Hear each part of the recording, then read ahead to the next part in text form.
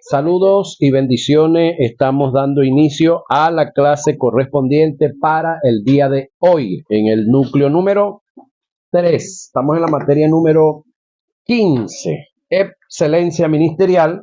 Estamos en la página 55 de la guía y estamos en la clase número 9. Gracias damos a Dios y bendiciones para los que están acá en el lugar de clase y los que nos ven y nos oyen en los diferentes lugares hasta donde llegan estos videos y audios, ¿sí? Que están siendo grabados y próximamente transmitidos.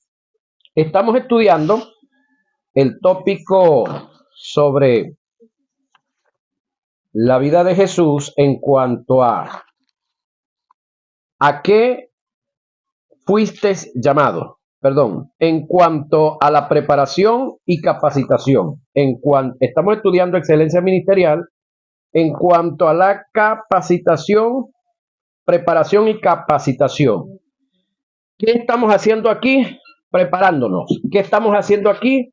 Estudiando para capacitarnos, para perfeccionar conocimiento, para mejorar el conocimiento y de esa manera ser útiles para el servicio de los que requieran nuestro aporte.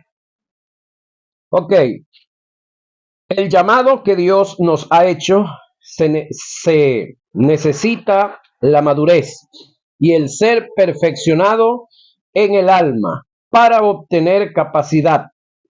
Óigame, en el área que nosotros necesitamos prepararnos es en el alma. ¿Por qué razón? Porque ¿sabía usted que hasta Jesús necesitó prepararse en el alma? No en cuanto a conocimiento, porque todo el conocimiento estaba en Jesús. Pero cuando usted lee la vida de Jesús, la historia de Jesús, la cristología, le dice que Cristo crecía. Por supuesto, al crecer físicamente y en sabiduría. ¿Por qué no me dice el texto que Jesús crecía en conocimiento? Porque todo el conocimiento estaba en él, dentro de él. Pero el conocimiento y la sabiduría son dos cosas diferentes, ¿sí? El conocimiento es lo que estamos ahorita adquiriendo acá, de aquel lado ustedes están adquiriendo conocimiento. Y de este lado yo estoy practicando la sabiduría, que es la capacidad para transmitir el conocimiento. Una vez que yo termine las clases, entonces ustedes que ya han adquirido un conocimiento van a desarrollarse en la sabiduría. ¿Qué es desarrollarse en sabiduría? Es mostrar, es hablar de lo que ustedes han aprendido en la mañana, que acá se conoce como socialización. Entonces, la socialización es una oportunidad para que ustedes crezcan en sabiduría. Exactamente. Entonces, los líderes, los ministerios necesitan ser preparados en el alma para obtener capacidad, desarrollar una misión para alcanzar la visión, en este caso la visión de Dios, y llevar al cumplimiento el propósito de Dios en nuestras vidas. Ejemplo de esto está en el llamado del apóstol Pedro y el de Pablo. Ambos tenían el mismo don ministerial, pero ¿a quién Dios envió a Atenas? Al Areópago. Ante los filósofos griegos fue a Pablo por la capacidad que éste tenía superior a la de Pedro. Óigame, en cuanto a lo cognitivo, en cuanto a la preparación académica hablando, porque espiritualmente el don que tenían era el mismo, el material teológico que tenían era el mismo, las mismas tesis. En el caso de Pablo le acompañaba algo aparte, que era el conocimiento natural. Conocía bien los idiomas, conocía bien la manera de expresarse, conocía bien las leyes de aquel entonces, conocía las culturas y era un hombre con una mentalidad abierta. No así Pedro, que Pedro, aunque tenía las mismas tesis y anduvo con Jesús para arriba y para abajo, no tenía la profundidad académica que Pablo tenía. Por lo tanto, los dos fueron llamados, pero unos llevados a un nivel y otros a otro por causa de la preparación académica. He ahí la necesidad de prepararnos académicamente en todo lo que podamos, en lo que podamos. Ahora, este era un pescador, un hombre sin letras y del vulgo. Hechos 4:13. Pablo, todo lo contrario, era un exégeta, un hombre criado a los pies de uno de los mejores maestros de esos tiempos, llamado Gamaliel. Hechos 22:3. Se cree que Pablo estudió con las mismas tesis que estudió Moisés en cuanto a la ley fariseo, de la tribu de Benjamín, judío por genealogía, y como ciudadano romano, conocedor de esas culturas, nacido en Roma, en Tarso, capital de Cilicia. Hechos 22:3. Según la tradición, era filósofo y experto en leyes civiles, y por esta causa era un alguacil y ejecutaba las leyes del Sanedrín. Nos podemos dar cuenta, según estas comparaciones, que el don ministerial no lo es todo para desarrollar el ministerio. Se necesita la capacidad para alcanzar el objetivo que se nos dio en dicho ministerio.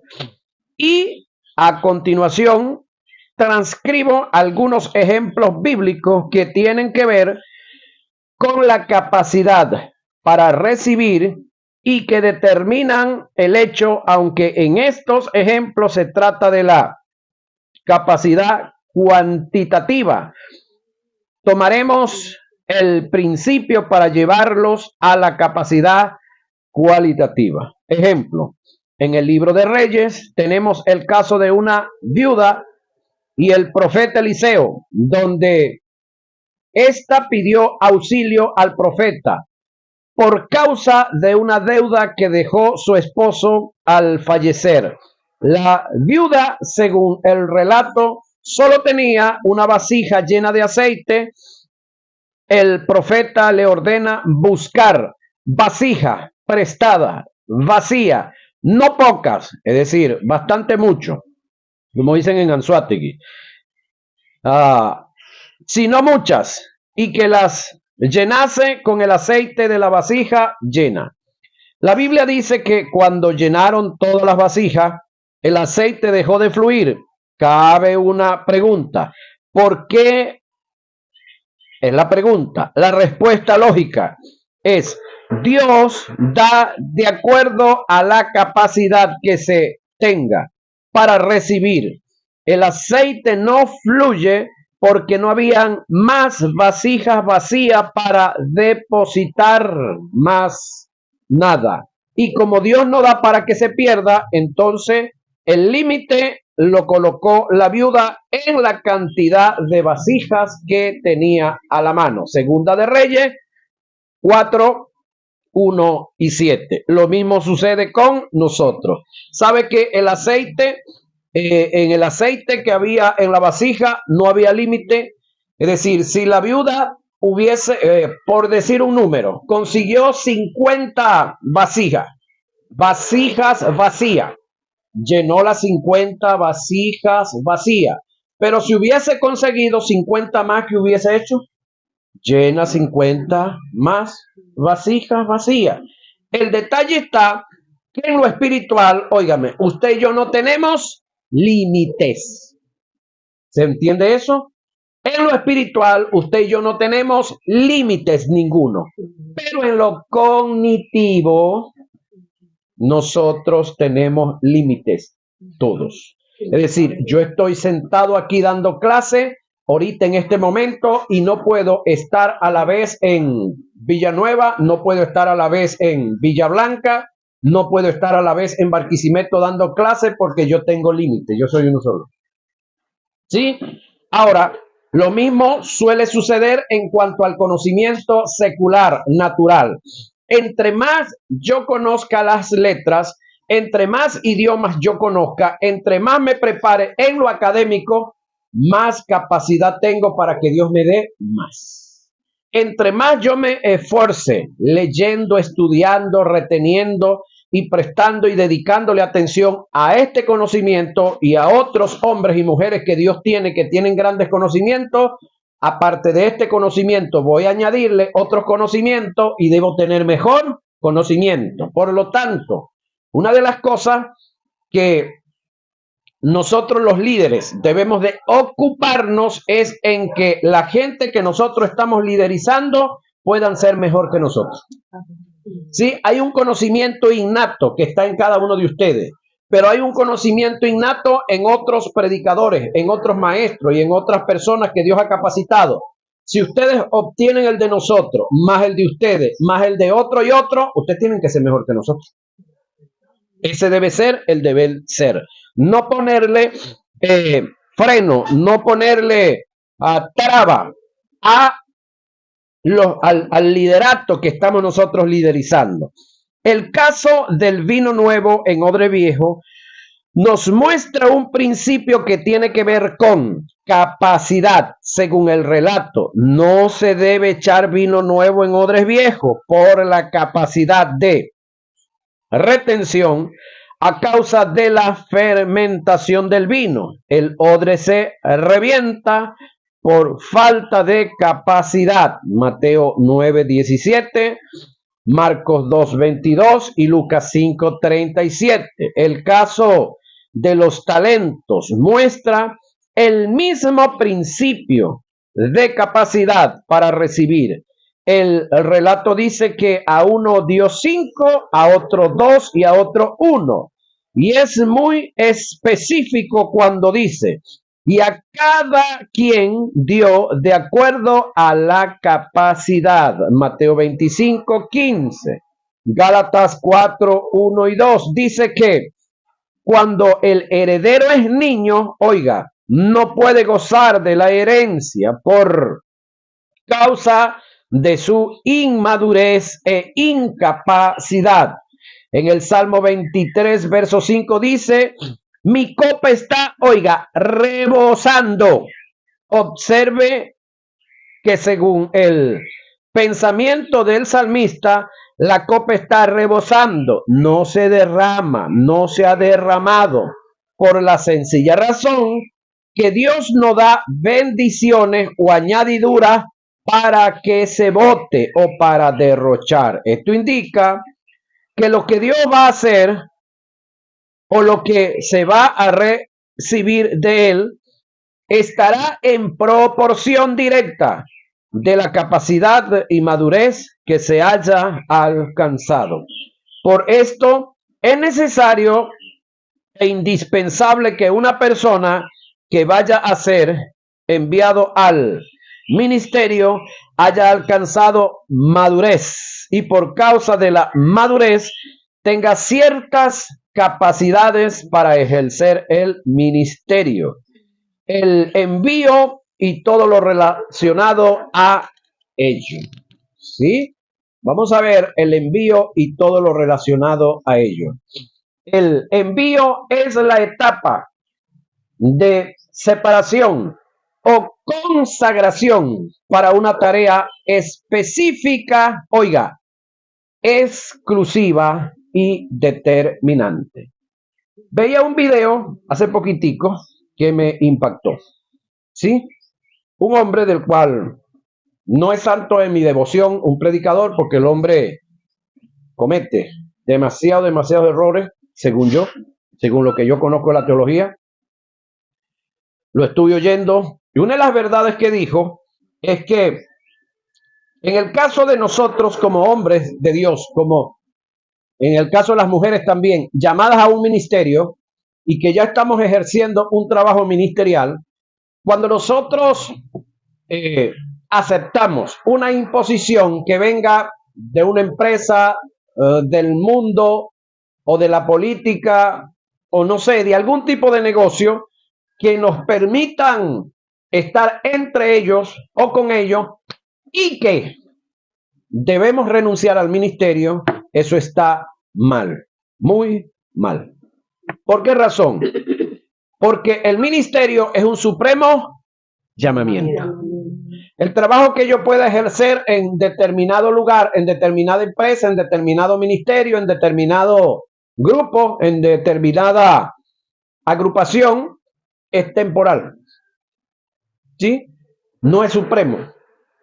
Entonces, si Dios a mí me hizo un supremo llamamiento y alguien me llama para que yo esté con ellos apoyándolos en algún área, si me acepta tal cual, con lo que tengo de lo que Dios me llamó, puedo estar ahí. Pero si me ponen una objeción, Octaviano, tú puedes estar con nosotros aquí explotando esta mina de oro que conseguimos en tal parte, pero tienes que renunciar, no puedes seguir enseñando. Ahí está el detalle. Es decir, ¿a qué yo le tengo más valor? ¿Al cargo de ser el gerente dentro de la mina de oro, o ser el contador de la mina de oro, o ser el que va a escribir todos los camiones que entran y salen allá, como podría decir un fiscal ahí, o al llamado que Dios me hizo? ¿Qué es lo que yo veo y a qué yo le doy más valor? Entonces, todo lo que venga en contra de lo que Dios me llamó a hacer, eso hasta cierto punto, para efecto de mí, una vez que yo he sido llamado y consagrado, es un tipo de adulterio, porque yo estoy adulterando. Así como en el mundo secular, todos aquí han tenido novios, novias o esposo o esposa.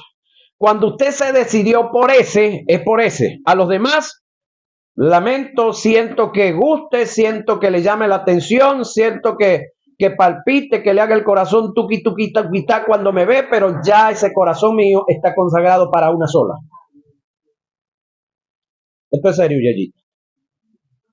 Ajá. Ahora, Pablo da testimonio de su llamado y el apartar de Dios para con él. El texto dice: Pablo, siervo de Jesucristo. Primeramente, Pablo dice que es siervo, llamado a ser apóstol. Eso es otro detalle, pero para Pablo es más grande ser siervo que ser apóstol.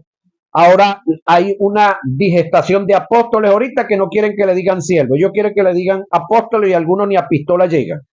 Apartado para el evangelio de Dios. Nótese, apartado para el evangelio de Dios.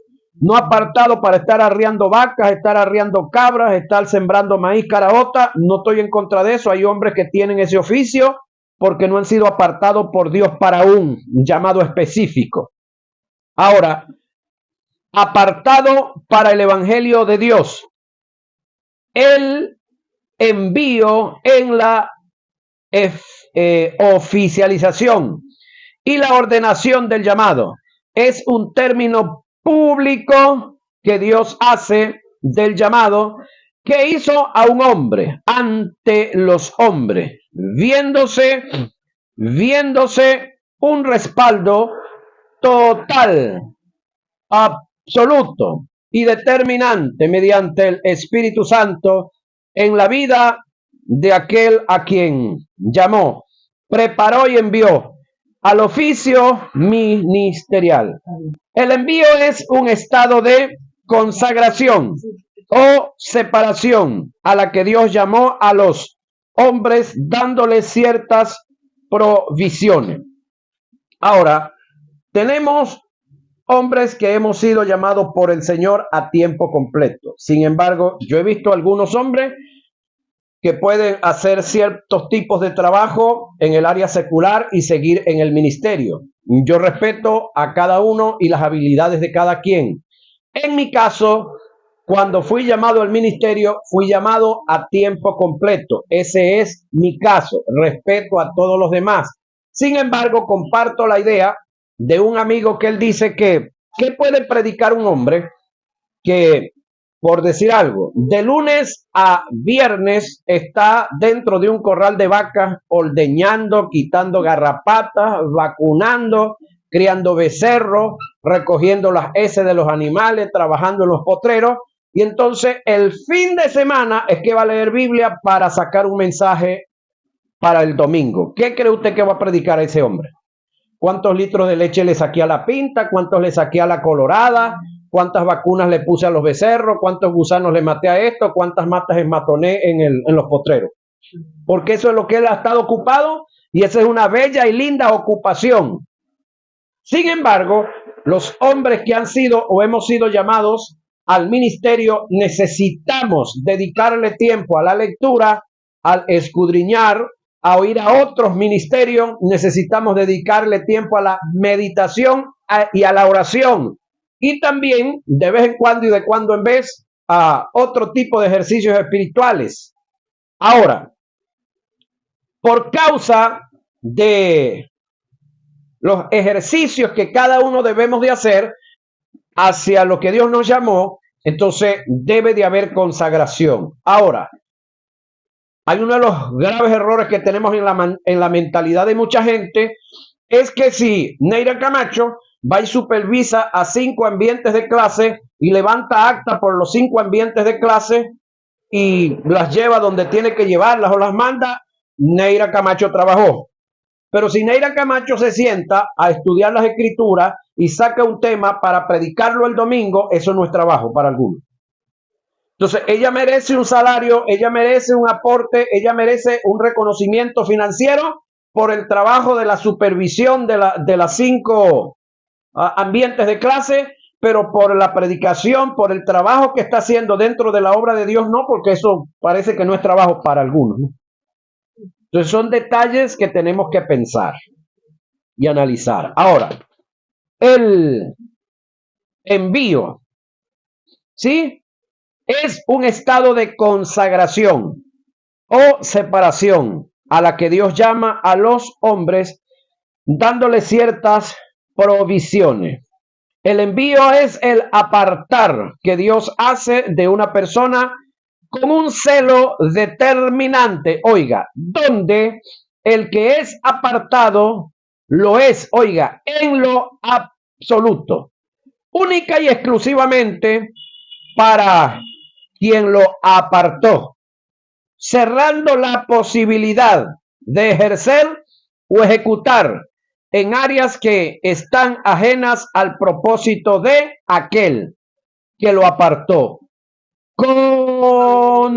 Conociendo Pablo lo que indica la etapa del envío, le escribe a Timoteo en advertencia. Tú pues, hijo mío, esfuérzate en la gracia que es en Cristo Jesús. Lo que has oído de mí ante muchos testigos, esto encarga a hombres fieles que sean idóneos para enseñar también a otros. Tú pues sufre penalidades. ¿Será que sufren penalidades los hombres y las mujeres que están en los ministerios? Ese flojo no trabaja. Antes cuando no estaba en eso, el hombre limpiaba tantas hectáreas a machete, sembraba esto, lo otro, acomodaba las vacas, cuidaba los chivos, hacía esto y lo otro, pero ahora se metió a eso y no trabaja ahora, sí. Como buen soldado de Jesucristo, ninguno que milita se enreda en los negocios de la vida a fin de agradar a aquel que lo tomó por soldado. Segunda Timoteo 2, 1 y 4. El caso que se toma acá desde el punto de vista militar es el siguiente. Cuando Roma contrataba a hombres para la guerra, habían unos que estaban contratados de por vida. Habían otros que eran contratados temporalmente. Cada uno tenía su salario aparte. Sin embargo, en el caso de los que eran contratados de por vida, no podían tener ningún otro tipo de trabajo. Por lo tanto, el imperio que gobernaba estaba en la obligación de cubrirle sus demandas financieras. Ahora, cuando Dios a nosotros nos llama a un ministerio, cuando Dios nos llama, luego de habernos preparado, capacitado y enviado, entonces Dios se va a encargar de colocar en nuestras manos todo lo que necesitemos para llevar a cabo esa labor ministerial a la cual Él nos ha llamado. Sé que en el caso de cuando uno está iniciándose en los primeros días, en los primeros pasos para establecer una congregación, no es fácil. No es fácil porque nos vamos a reunir con personas que desde el punto de vista humano, terrenal, pues cuando estaban en el mundo, eran buenos invirtiendo. Sí, cuando estaban en el mundo, eran buenos invirtiendo. ¿A dónde? En la licorería, en el bar, en el pool, en los caballos, en la lotería, y pare usted de contar. Pero ahora que están en Cristo, se volvieron tan santos, dijo uno por ahí, que ni la cartera la usan. Qué ironía, ¿no? Ahora, el detalle está que si allá en el mundo yo fui un botarato y en el mundo yo le ofrendaba diestra y siniestra a las tinieblas, ¿por qué ahora en Cristo Jesús no se hace? No lo hacemos. Son preguntas que uno debe de hacerse. Si en el mundo éramos tan generosos con los demás borrachos, con los otros con los que consumíamos cualquier tipo de estupefaciente o hacíamos nuestras travesuras por ahí, antes éramos tan generosos y ahora ¿qué ha pasado? Dijo uno por ahí, ¿qué está pasando? Dios mío. Ahora, lo que Pablo quiso decir fue, ninguno puede participar en lo absoluto, en lo secular, siendo un militar. Eso es ahora que vemos aquí militares con hacienda, militares con licorería, militares con diferentes tipos de negocios, pero en el tiempo romano no era así. ¿Por qué razón? Porque hoy usted estaba aquí en el Tocuyo, pero se armó un lío en el Callao y usted lo trasladaban inmediatamente de aquí del Tocuyo al Callao y usted no podía dejar nada por aquí, ningún cabo suelto, nada que ver. Ahora, el ejemplo más claro del asunto es el llamado que Jesús le hizo a los que constituyó discípulos. Ninguno de ellos volvió a sus labores. Pedro, en la muerte de Jesús, quiso volver a sus labores, oiga, y fracasó. No pudo pescar habiendo peces. Esto es lo tremendo y lo cruel del caso. Que cuando un hombre o una mujer se empeña en volver o seguir haciendo lo que de donde Dios lo sacó, no va a tener éxito. Nunca más. Pedro, como usted lo sabe, dijo, voy a pescar. ¿Y qué fue lo que dijeron los otros discípulos? Nosotros iremos contigo. El líder.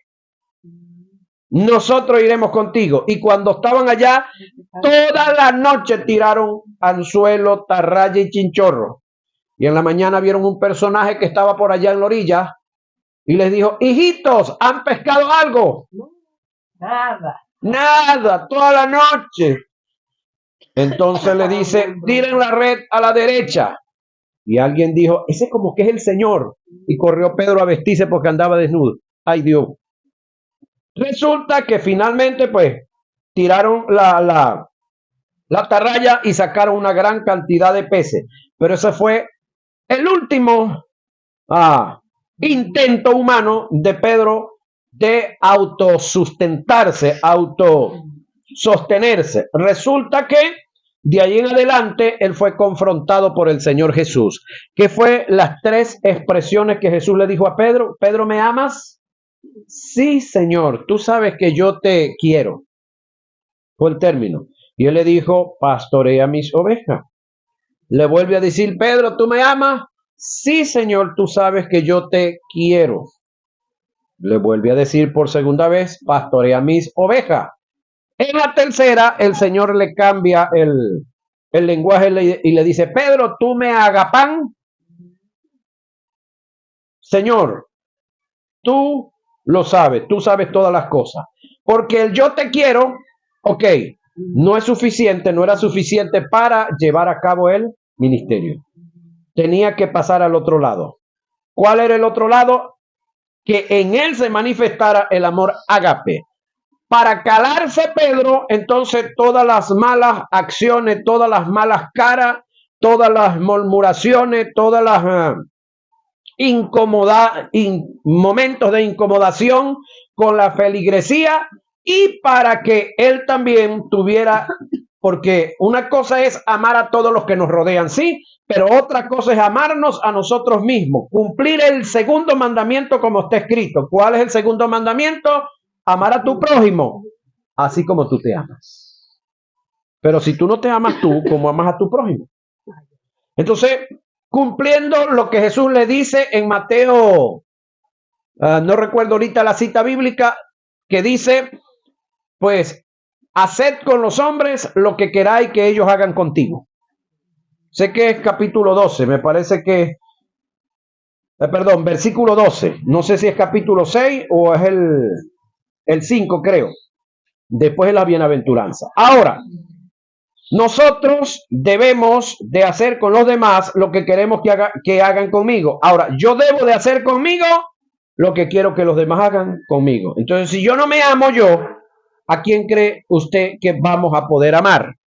Si yo no me considero yo, ¿a quién usted cree que yo voy a considerar? Si yo no soy responsable conmigo mismo, ¿cómo voy a ser responsable con otros o con otras? ¿Sí? Entonces, para mí como maestro, el milagro de parte de Dios no está en la gran pesca, sino en que habiendo peces, Pedro no pudo pescar. Dios es muy celoso con el llamado para Dios. Una vez que te llama, perdón, o sirves, oído, o sirves. Otra cosa no podrás hacer. Jesús en el llamado que le hizo a Pedro le dijo, sígueme y te haré pescador de hombre. Eso parece que se le olvidó a Pedro. Andando Jesús junto al mar de Galilea, vio a dos hermanos, Simón llamado Pedro y a Andrés su hermano, que echaban las redes en el mar, porque eran pescadores. Y les dijo, venid en pos de mí y os haré pescadores de hombre. Ellos entonces, dejando al instante las redes, le siguieron. Pasando de allí, vio a otros dos hermanos, Jacobo, hijo de Zebedeo, y Juan, su hermano, en la barca con Zebedeo, su padre, que remendaban sus redes. Y los llamó, y ellos, dejando al instante la barca y a su padre, le siguieron. Eso está en Mateo 4, 18 y 22. Una persona que es llamada por Dios, capacitada y enviada al ministerio, queda, oiga, destinada para dicho cargo. Todo lo que haga fuera del llamado que Dios le hizo para efecto de Dios será un fracaso. Por esta causa es importante que le dediques todo tu tiempo y toda tu vida al llamado que Dios te hizo, cumpliendo con los principios establecidos. Te garantizo, por lo que registran las Escrituras y por experiencia propia, que nunca vivirás de fracasos. Primera de Reyes 19, 19 y 21 nos da un ejemplo preciso y conciso del caso. Se trata del profeta Eliseo cuando fue llamado por Dios al ministerio y apartado al servicio del profeta Elías. Eliseo dijo a Elías, deja que vaya y bese a mis padres, expresión que indica entre los hebreos dejar todo en orden. Si observamos el caso de Eliseo, era un hombre de trabajo, un arador de categoría y de profesión, hasta el punto que tenía 12 yuntas de bueyes. Dicen las escrituras que cuando recibió el llamado, tomó los bueyes, los mató y los cocinó, y con los arados y el timón y el yugo hizo leña y le dio la carne al pueblo, como indicativo, oiga, de un abandono total a dicha profesión, seguro de que nunca más volvería a ella. Si hacemos un seguimiento a la vida de este hombre, jamás volvió a dicha profesión. ¿Era mala la profesión? No, él entendió quién lo estaba llamando. Una de las cosas que puede causar la ruina en el ministerio es la falta de dedicación. ocupación y constancia que se tenga en dicho ministerio. Debemos estar claros que todo hombre que ha sido llamado, preparado y enviado al ministerio está destinado para lo que fue enviado. Para otra cosa no sirve.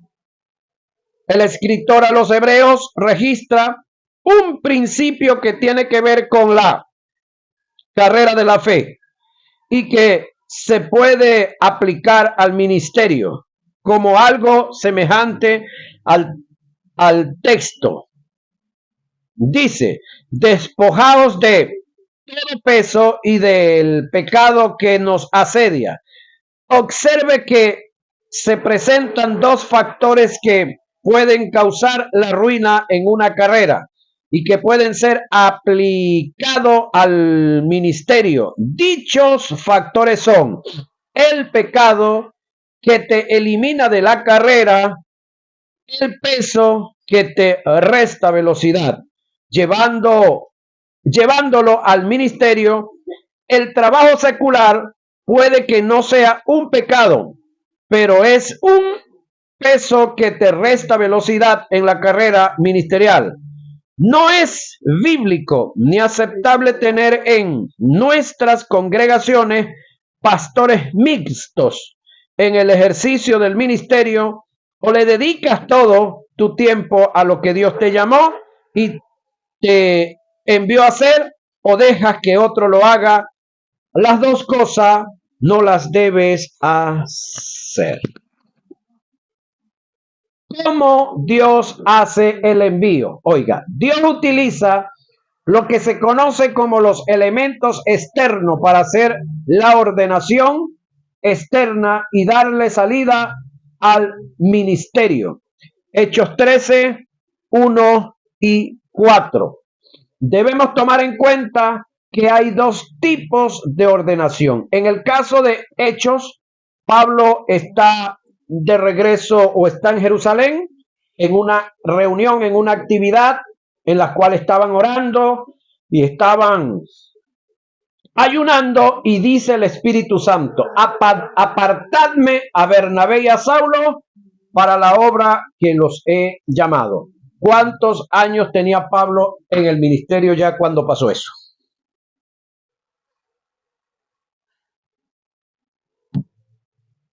¿Qué ministerio o en qué ministerio se inicia Pablo? No está en la Biblia, no está en la Biblia, eso es claro, así como tal, pero usted debe de usar los 4 o más dedos de frente que tiene. Si Pablo es llamado a la salvación y luego enviado a un ministerio y no es enviado a una iglesia específicamente, ¿a dónde fue enviado? Al mundo. ¿Qué tuvo que hacer en el mundo? Evangelizar, ganarse la gente. Una vez que se ganó la gente, los tuvo que congregar. Al congregarlos, tuvo que enseñarlos, tuvo que adoctrinarlos, tuvo que calarse todas las malas mañas de ellos y cuantas cosas más. Entonces, al evangelizarlo, está ejerciendo el ministerio de evangelista. ¿Sí? Luego, al pastorearlo, está ejerciendo el ministerio de pastor. Y al pasar el tiempo que pasó con ellos, enseñándolos, adoctrinándolos, está ejerciendo el ministerio de maestro. Y en lo profético estaba muy claro. De paso, cuando usted ve el hombre a quien se le reveló y se le iluminó el arrebatamiento de la iglesia y toda esa fórmula, ¿fue a quién? A Pablo. Entonces Pablo tenía 14 años ejerciendo 4 ministerios consecutivos. Para luego de 17 años de estar ejerciendo con éxito estos 4 ministerios, entonces ser enviado al apostolado. Ahora, el apostolado no es el más grande de todos. El detalle es que en el evangelio se crece al revés que en el mundo. ¿Sí? En el evangelio se crece hacia abajo, se desciende hacia lo grande. Entonces, el que quiere ser grande tiene que servir, ser el más pequeño entre todos. Entonces, en este caso, Pablo no ha ascendido, descendido al apostolado, a servirle a toda esa gente que había estado en diferentes lugares.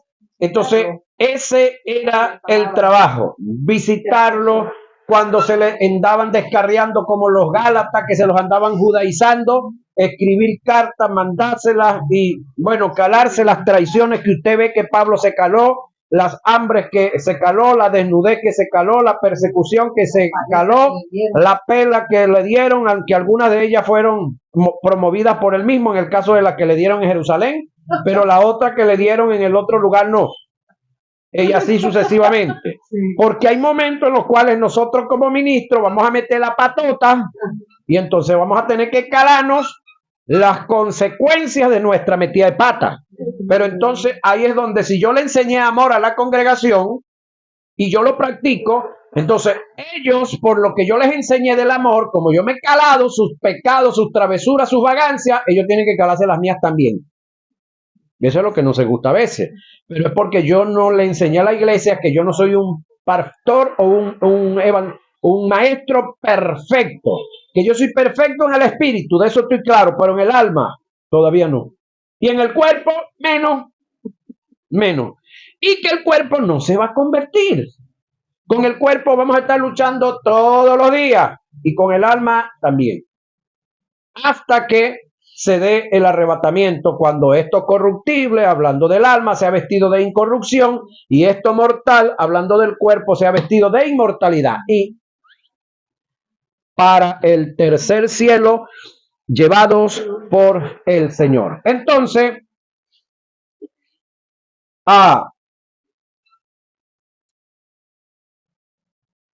¿cómo Dios hace el envío? Dios utiliza a lo que se conoce como los elementos externos para hacer la ordenación externa y darle salida al ministerio. Debemos tomar en cuenta que hay dos términos de ordenación. La interna, es decir, la de acá de adentro, el trato que Dios tiene con nosotros. La que Dios hace en una forma personal. Y la externa es la que Dios hace a través de los elementos externos. Es decir, en la interna Dios tuvo un trato conmigo en lo personal, me dice, me hace percibir, me hace entender al llamado que hay en mí. Y cuando yo me hago el Willy, cuando yo me hago el desentendido, entonces de afuera van a comenzar a decirme las cosas. ¿Sí? Ahora, debemos tomar en cuenta este principio, que nadie debe salir al ministerio si no es ordenado y enviado a través de los elementos externos que a continuación los voy a presentar. Cada ministerio tiene su propio llamado, su propia preparación y su propio envío. No son todos iguales. El hecho de que estemos ejerciendo un ministerio no nos da autoridad, oiga, para autonombrarnos y enviarnos a nosotros mismos. Hechos 13:1. Ahí está la fórmula de la que se dio con el amigo Pablo y con el amigo que estaba con él. Se me escapa ahorita el nombre. Bernabé, ya va. Sí, apartarme a Saulo y a Bernabé para la obra del ministerio que os he llamado. A un mismo ministerio. Sin embargo, de Bernabé no se sabe, no hay escritos hasta donde sabemos, ni hay una movilización como la que se dio en Pablo. El detalle es que, aunque hay el ministerio apostólico, hay varios tipos de ministerios apostólicos. Aunque hay el ministerio pastoral, hay varios tipos de ministerios pastorales, todo no es igualito. Aunque hay el ministerio evangelístico, hay varios tipos del ministerio evangelístico, al igual que el de maestro. Creo que yo les comenté a ustedes que cuando en Efesios 4:11 dice, y a unos llamó apóstoles, al final le coloco una S, a todos. Esa S quiere decir versatilidad. Y esa S quiere decir también variedad. Es decir, muchos tipos de evangelistas, muchos tipos de maestros, muchos tipos de pastores, muchos tipos de profetas. No es un molde, no es como los guajiros o como los chinos, que todos tienen la misma carita. No, no es así. Entonces, Los elementos externos se componen de... La clase que estamos viendo era la 9. Y los vamos a ver en nuestra próxima hora de clase, muchachos. Se nos fue el tiempo. Se componen en... Lo vamos a ver para la segunda clase.